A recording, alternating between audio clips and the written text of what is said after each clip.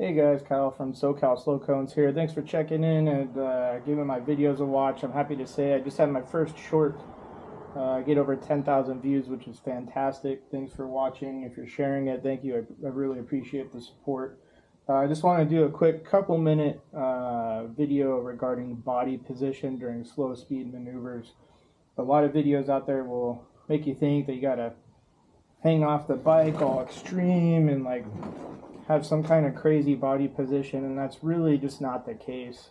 You don't have to lean off as much as people will have you think you do.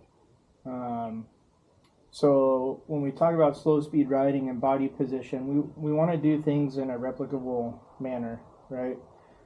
It's good to do things once and be able to make tight turns one time, but we want to get to a point where we can do it consistently and do it every time. And part of that, at least for me, is having kind of like a checklist that I can check in with and kind of go through mentally as I'm riding. And then if for whatever reason I don't make a pattern or I don't make a turn while we're training, I can go back to that checklist and kind of start diagnosing and figure out what's going wrong with my riding that day. So when it comes to body position, in order to replicate the same body position every time when doing turns, I like tactile feedback. I like to get feedback from the bike, from my body. I like points to check in with as I'm riding. Obviously, we have the seat, right? We have the handlebars. But I also like to get feedback from my legs, right? So, for example, if I'm making a right turn the bars all the way to right, in order to counterbalance, you want to be off the left side of the bike, or the high side, right? So when I do that, I'm going to get off until my knee or my shin on the GS touches this crash bar here, okay? And oddly enough, that also lines the crack of my butt up with the edge of the seat, or like the seam in the seat right there, and which is another cue that people use. And it's the same thing if I'm making a left turn.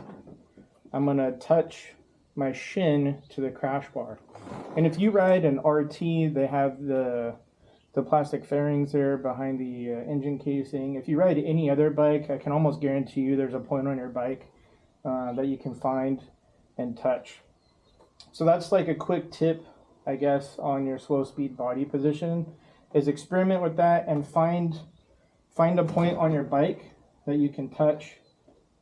Because now I know every time if I make a turn, if my shin is touching that, my body position is in a good place, right? Because if I'm making a turn and my butt isn't off the seat, no matter how hard I try, there's a gap here and I cannot touch my knee or my shin to whatever that tactile feedback point is.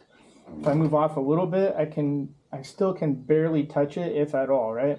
So if I get off, enough off the seat, I'm now getting that feedback and I know I'm off the seat enough and I can lean this bike 50 plus degrees going 4 or 5 miles an hour every single time without worrying about it, right?